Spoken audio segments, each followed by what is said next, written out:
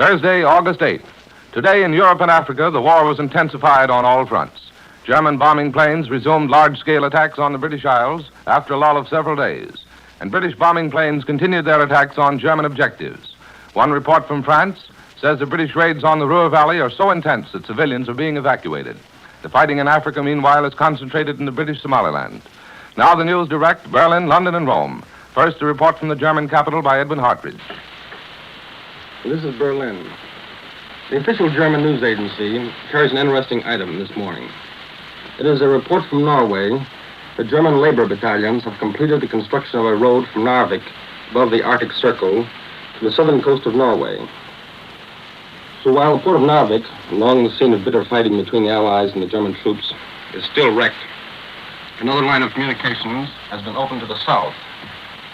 And it is possible, if this road is improved further, that the Germans will be able to transport Swedish iron ore from Kiruna overland to the south. There it can be transshipped to Germany. This traffic is expected to be in operation this winter. And speaking of Scandinavia, the Borsen Zeitung this morning has another one of its attacks on what it describes as the unneutral conduct of some Swedes.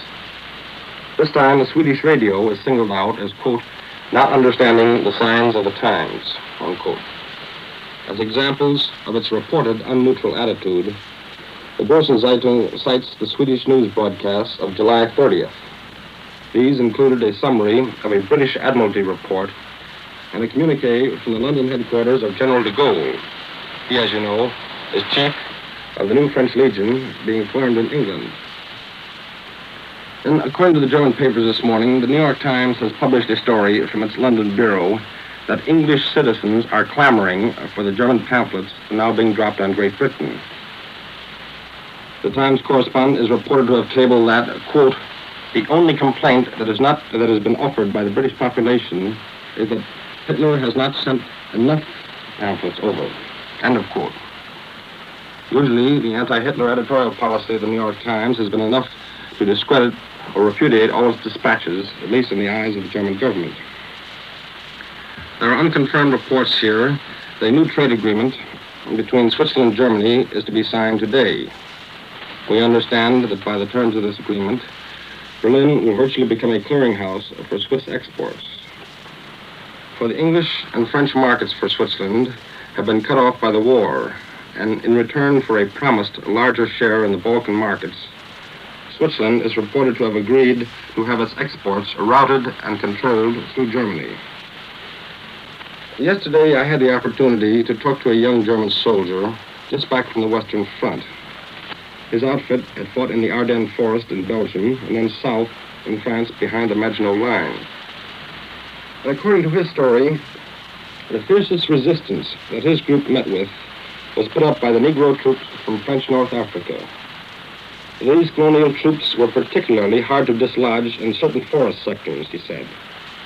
Even when their officers were missing, the colonials fought on. They have always had a record of fighting with enjoyment in their work. And because of their guerrilla tactics in the forests, the Germans had to counterattack with heavy artillery fire instead of sending in infantry troops. Incidentally, he told me that on the night before the Blitzkrieg began on May 10th, his particular unit received orders to prepare for a practice exercise on the following morning. And then when all their equipment was packed and loaded on trucks and lorries, and when they had crossed the Moselle River into Luxembourg, only then did they realize that the war had started for them.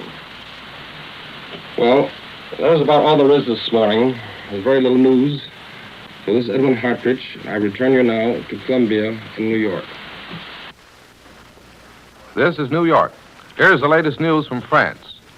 Today at the ancient country town of Riom, the new French Supreme Court is in session. The court, set up by the authoritarian government of Marshal Pétain, will seek to determine the causes of the war and the responsibility of the men who led France to defeat. Incidentally, CBS correspondent William L. Shara is to give an eyewitness account of today's session in a broadcast from Vichy tonight at 6:45. We take you now back to Europe for the news reported from the British capital by Larry Lasser. Go ahead, London. Good morning. This is London. The Italian advance into British Somaliland continues. We've not been told how strong the British forces are in Somaliland, but the Italians, in their drive on the Gulf of Aden, are employing 3 columns, the center one containing probably 6,000 to 7,000 men. A mountain range such as the Italians crossed in their conquest of Abyssinia is probably the severest obstacle confronting them now. The smaller British forces will begin their harassing tactics in these mountains. But we are told that even if the Italians should occupy Berbera on the Gulf of Aden, which is under the command of British naval forces, their success would be barren of anything except prestige. But some observers in London think that this prestige is the very thing the Italians seek, since British Somaliland long has been considered the poorest of the British possessions. However, a striking victory here might have an effect on Egypt. We have no indications thus far whether Egypt will resist an invasion of its country by the Italians, although Egypt has a well-equipped army and fighting trim. There is speculation about Mussolini's first objectives in Egypt, since there is no confirmation in London that his advance across the Libyan frontier has begun. Egypt and Palestine will have exceptionally fine harvests this year, while Italy's is expected to be one of the worst in Europe. This grain would be a great prize, and much depends on whether the Egyptians will fight. A small convoy in the English Channel was raided by German dive bombers this morning, while leaflets and bombs fell on England again during the night. Most interesting of all, a white powder was found on the streets of a city in northwest England after a German raider had passed. Air raid wardens, accompanied by a chemist, gathered it up in bottles. The chemist tried several tests on this mysterious white powder, and it appears to be a sulfur compound. Apparently, the powder was small in quantity and heavy in weight because it did not scatter over a wide area. One source in London stated that the powder had been tested and found to be harmless. It may be contained in the packages of leaflets to explode or scatter them in midair. The leaflets themselves were similar to those dropped last week. They contained Hitler's latest speech. If Hitler hopes to split British public opinion in this country by his airborne propaganda, he apparently will be faced by a difficult task. This is indicated by a survey taken by the British Institute of Public Opinion. The question put to the public was, quote, "In general, do you approve or disapprove of Mr. Churchill as Prime Minister?" 88% of the persons questioned said they approved. 7% disapproved of Mr. Churchill, and 5% didn't know. But this survey gives Mr. Churchill a higher proportion of approval than has ever been shown in similar surveys on popular leaders, either in Britain or in America. And this includes surveys on President Roosevelt's popularity, too. There will be news of India today. A government white paper announcing new decisions on British policy regarding India will be issued this afternoon. We understand it will refer both to the general constitutional issue in India and to the immediate problem of India's war effort. The main proposals of Britain's new Indian policy are expected also to be outlined in Parliament this afternoon. News that the United States House of Representatives passed a bill to allow American ships to carry British children away from these islands was warmly welcomed here. It is expected that the government scheme to evacuate the poorer children will go faster now. This scheme was proceeding on a small scale because of the difficulty in getting naval escorts. It is hoped that the balance between the evacuation of rich and poor children will soon be equalized. 10,000 British subjects have been evacuated from Gibraltar and quartered in the vacant apartment houses of London. And today, a report from Madrid says that the Spanish fascist newspaper, Arriba, declares that, quote, "Spain was first neutral, then non-belligerent. Now she is physically on the verge of battle." The paper adds that despite the official Spanish government policy, the Spanish people themselves have adopted an attitude of moral belligerency against Britain. But we are told here that living conditions in war-torn Spain are still extremely difficult. Cigarettes, for instance, are unobtainable. This is Larry Lasseur, returning you to CBS in New York. This is New York. Today's fighting in Africa appears to be concentrated in the British Somaliland. Here's the latest news from British sources in Cairo, Egypt. British troops are said to be withdrawing slowly before overwhelmingly superior Italian forces. The British reports say that their soldiers have orders to inflict as many casualties as possible on the advancing Italians without making a frontal stand. It is claimed the British losses so far have been small. Now the news from the Italian capital, reported by Cecil Brown. Go ahead, Rome. This is Rome. Italian forces have captured the first British base in British Somalia. The fascist troops reached and occupied Zeta on the Gulf of Aden. This was announced by the Italian High Command in the war bulletin issued a year ago. The occupation was carried out by one of the 3 columns which have been moving for the past 3 days on British Somaliland. Zeta is on the sea near the border of French Somaliland and about 50 miles from the northeastern corner of Ethiopia.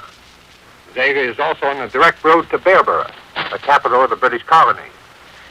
The war bulletin today also announces that fascist planes bombed the airport at Wajir in Kenya. 3 British ships on the ground were reported destroyed, and a number of fires started at airport buildings. A British plane was shot down in combat. The British raided Dir Dawa and Massawa in Italian East Africa, but the bulletin says only minor damage was caused. Italian planes attacked another British convoy in the eastern Mediterranean. The High Command announces that the convoy of 5 vessels escorted by naval units was bombed. 2 of the merchant vessels were reported hit and seriously damaged. This communique and those of the past few days show the Italians are on the offensive on virtually all fronts. Fascist troops are in British territory in Kenya, in the Anglo-Egyptian Sudan, and in Somalia. From all indications, too, Italian advance units have crossed into Egypt. The papers here today emphasize the damage inflicted on Haifa in Palestine as a result of the 3rd air raid. The Rome paper Messaggero points out that by bombing the oil deposits and refineries of Haifa, Italy strikes at the heart of the enemy fleet. The paper says that without this oil, the English fleet is paralyzed. Right now, the Italian invasion of British Somaliland appears to be the major offensive. That British possession, plus the base at Aden, which has been heavily bombed, guards the narrow straits of Bab el-Mandeb. These straits connect the Red Sea and the Gulf of Aden. If the Italians can gain control of the straits, they would control all northeast Africa, and only Egypt would stand in the way of complete domination of the northern half of the African continent. Today's war bulletin is number 60, and it marks the end of the first 2 months of Italy's participation in the war. In those 2 months, according to the High Command, 289 enemy airplanes have been destroyed, while the Italians have lost 45 machines. The Italians give the enemy naval losses as 1 heavy destroyer, 7 other destroyers, and 11 submarines sunk. 3 battleships, the Hood and 2 of the Warspite class, have been damaged. The Italians say they have also damaged 2 aircraft carriers, the Ark Royal and the Eagle, 8 heavy destroyers, 3 light destroyers, and 2 submarines. About 10 cargo ships and 4 oil tankers also have been sunk. The Italians give their naval losses through enemy action as 1 light destroyer, 3 other destroyers, 7 submarines, and 1 minesweeper. Virginio Gaida, writing in the Giornale d'Italia last night, replied to the statement of Secretary of State Cordell Hull. Gaida said Italy and Germany have had no intention and have no thought of threatening the American continent. Germany and Italy, he said, are in a war to settle vital European problems.